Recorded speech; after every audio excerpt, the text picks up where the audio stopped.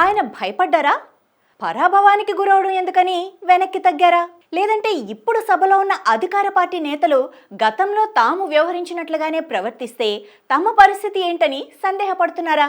ఏది ఏమైనా ఆంధ్రప్రదేశ్ అసెంబ్లీ సమావేశాలు జరుగుతున్న వేళ అధికార విపక్ష నేతల చర్చోపచర్చలు చూడాలనుకునే ప్రజలకు అలాంటివి చూసే అవకాశం లేకుండా పోయింది. ఎప్పుడూ జరిగినట్లుగానే ఈసారి అసెంబ్లీ సమావేశాలకు తొలి రోజు వైసీపీ తరపున గెలిచిన 11 మంది ఎమ్మెల్యేలతో పాటు ఆ పార్టీ అధ్యక్షుడు వైఎస్ జగన్ డుమ్మా కొట్టారు. ఆంధ్రప్రదేశ్లో కూటమి ప్రభుత్వం ఏర్పడిన తర్వాత వైసీపీ వాయిస్ పూర్తిగా సైలెంట్ అయిపోయింది. ప్రభుత్వ నిర్ణయాల్ని తప్పుపడుతూ నిరసనలు ధర్నాలు చేద్దామంటే నిబంధనలు అనుమతుల పేరుతో సర్కారు బ్రేక్ వేస్తోంది.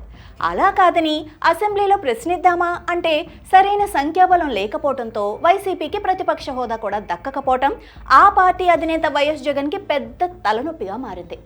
రాజకీయాల్లో అధికార పార్టీ చేసే కార్యక్రమాలు నిర్ణయాల్లో తప్పు ఒప్పులను గుర్తించి నిలదీసేది చట్టసభల్లోనే. అలాంటి అసెంబ్లీ మండలి సమావేశాలకు వైసీపీ అధినేత జగన్ తన పార్టీ ఎమ్మెల్యేలతో సహా సమావేశాలకు డుమ్మా కొట్టడం ఇప్పుడు హాట్ టాపిక్గా మారింది. ఈ నెల 18వ తేదీ అంటే గురువారం నుంచి అసెంబ్లీ సమావేశాలు ప్రారంభమయ్యాయి. తొలి రోజు మాజీ సీఎం వైఎస్ఆర్ కాంగ్రెస్ పార్టీ అధినేత వైఎస్ జగన్మోహన్ రెడ్డి హాజరు కాలేదు. దీనిపై అనేక విమర్శలు కామెంట్స్ సోషల్ మీడియాలో వినిపిస్తున్నప్పటికీ అసలు కారణం ఏమై ఉంటుందన్న చర్చ రాజకీయ మేధావుల్లో మొదలైంది. ప్రస్తుతం అసెంబ్లీలో వైసీపీ ఎమ్మెల్యేల సంఖ్యాబలం 11 అంటే గతంలో టీడీపీ బలంతో పోల్చుకుంటే సగం కూడా లేనట్లే. అందుకే వైసీపీ అధినేత జగన్ కోరినప్పటికీ ప్రతిపక్ష హోదా ఇవ్వలేదు. తనకు ప్రతిపక్ష నాయకుడి హోదా లేదు కాబట్టి అసెంబ్లీకి హాజరైతే అందరూ ఎమ్మెల్యేలతో సమానమైన ప్రాధాన్యత ఇస్తారు. అంతేకాదు ప్రోటోకాల్ విషయంలో సభలో చర్చించే సమయం కూడా అందరితో సమానంగానే ఉంటుంది. కాబట్టి తాను ఒక్కడినే కూటమి ఎమ్మెల్యేలు 164 మందికి కౌంటర్ ఇవ్వటం సాధ్యం కాదని గ్రహించే సభకు వెళ్లలేదన్న కామెంట్స్ వినిపిస్తున్నాయి. ఇదొక్కటే కాదు, గతంలో వైసీపీ అధికారంలో ఉన్న సమయంలో ఆ పార్టీ నేతలు చేసిన అక్రమాలు అవినీతి అవకతవకలను బయటపెట్టే పనిలో కూటమి ప్రభుత్వం ఉంది. అందులో భాగమే సంచలనం రేపిన లిక్కర్ స్కామ్ కేసు కూడా ఒకటి. మరి ఇందులో ఇప్పటికే జగన్ సన్నిహితుడు ఎంపీ మిథున్ రెడ్డితో పాటు పలువురిని జైలుకు కూడా పంపింది ప్రభుత్వం. అలాగే మెడికల్ కాలేజీ వ్యవహారంపై కూడా కూటమి సర్కార్ జగన్ వర్గాన్ని టార్గెట్ చేస్తుందని భావించే సభలోకి అడుగుపెట్టి భంగపడటం కంటే వెళ్లకుండా విమర్శలకు దూరంగా ఉండటం మంచిదని జగన్ భావించారని కూడా తెలుస్తోంది. ఇందులో భాగంగానే పార్టీ ముఖ్య నేతలతో సమావేశమై ఇదే విషయాన్ని చర్చించారన్న టాక్ కూడా వినిపిస్తోంది. వైసీపీ అధికారంలో ఉన్న సమయంలో టీడీపీ ఎమ్మెల్యేల సంఖ్య 23 ఉన్నప్పటికీ ఆ పార్టీకి చెందిన అధ్యక్షుడు నేటి సీఎం చంద్రబాబుని శాసనసభలో మండలిలో వైసీపీ ఎమ్మెల్యేలు జగన్ తీవ్రంగా విమర్శించారు. వ్యక్తిగత విషయాలను సభలో ప్రస్తావించి ఆయన్ని తీవ్రంగా అవమానపరిచారు. ఎంతలా చేశారంటే స్వయంగా ఆయనే శాసనసభ మండలిని శాశ్వతంగా వాకౌట్ చేసి తాను మళ్లీ ఎన్నికల్లో గెలిచి ముఖ్యమంత్రి అయిన తర్వాతే సభలో అడుగు పెడతానని శపథం చేసేంతలా ఇబ్బందులకు గురిచేశారు. అసెంబ్లీ శాసన మండలి అంటే ఓట్లేసి గెలిపించిన ప్రజలకు సంబంధించిన సమస్యలపై ప్రతినిధిగా నిలబడి ప్రశ్నించటం, వాటిని సాధించుకునేందుకు రాజ్యాంగం కల్పించిన అధికారిక వేదిక. కానీ ఏపీలో మాత్రం రివెంజ్ పాలిటిక్స్కి నెలవుగా మారాయన్న విమర్శలు చేస్తున్నారు మేధావులు.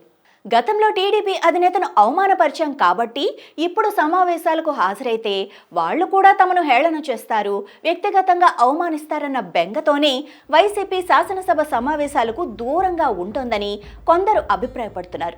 మరోవైపు జగన్ ప్రస్తుతం అసెంబ్లీ సమావేశాల్లో తమకు ప్రతిపక్ష హోదా లేకపోయినా సభలో మాట్లాడేందుకు తగిన సమయం ఇస్తే సమావేశాలకు హాజరయ్యేందుకు సిద్ధమని స్పష్టం చేశారు. పార్టీ ఎమ్మెల్యేలు ఎవ్వరైనా సమావేశాలకు హాజరు కావాలని భావిస్తే తాను ఆపనని తేల్చి చెప్పారు. ఎమ్మెల్యేలతో పాటుగా సభకు వెళ్లేందుకు మాజీ మంత్రి పెద్దిరెడ్డి రామచంద్రారెడ్డి సిద్ధంగా ఉంటే అందరూ కలిసి వెళ్లాలని సూచించారు. ఇదే సమయంలో సభకు రాని ఎమ్మెల్యేలపైన చర్యలు తీసుకోవాలని కూటమి నేతలు చేస్తున్న ప్రస్తావనపై జగన్ సీరియస్ అయ్యారు. అసెంబ్లీకి రాకుంటే అనర్హత వేటు వేస్తే వేసుకోనివ్వాలని జగన్ వ్యాఖ్యానించారు. అవసరమైతే ప్రస్తుతం ఉన్న ఎమ్మెల్యేలు ఎంపీలు అందరం రాజీనామా చేసి తిరిగి ఎన్నికలకు వెళ్దామని జగన్ తేల్చి చెప్పారు. తాము ప్రతిపక్ష హోదా ఇస్తేనే అసెంబ్లీ సమావేశాలకు వస్తామని చెప్పలేదని, తాము ప్రజా సమస్యలను ప్రస్తావించడానికి తగిన సమయం ఇస్తామని అధికార పార్టీ నుంచి స్పష్టమైన హామీ రాలేదన్నారు. సభ్యులు బలం చూపెట్టి చర్చలను పక్కదారి పట్టిస్తే ఎలా అని జగన్ ప్రశ్నించారు. ఎవరికైనా అసెంబ్లీకి వెళ్లాలనుకుంటే వెళ్లవచ్చని, తనకు అభ్యంతరం లేదని, వెళ్లి అబాసుపాలు కావద్దనే తన అభిప్రాయమని జగన్ అన్నారు. అదే సమయంలో మెడికల్ కాలేజీల విషయంలో ప్రభుత్వం తాజాగా 4 కాలేజీల కోసం పీపీపీ విధానంలో టెండర్లు ఆహ్వానించింది. ప్రభుత్వ నిర్ణయానికి వ్యతిరేకంగా వైసీపీ నిరసనలకు పిలుపిచ్చింది. కాగా టెండర్లకు వచ్చే స్పందన, ప్రభుత్వ భవిష్యత్ అడుగులకు అనుగుణంగా రాష్ట్ర స్థాయి ధర్నాకు జగన్ సిద్ధమవుతున్నారు. చివరి అస్త్రంగా ఎమ్మెల్యేల రాజీనామాలు ఈ అంశంలో చేస్తే ఎలా ఉంటుంది అన్న ఆలోచన జగన్ చేస్తున్నట్లుగా కూడా తెలుస్తోంది. దీని ద్వారా ప్రభుత్వం పైన ఒత్తిడి పెరుగుతుందని భావిస్తున్నారు.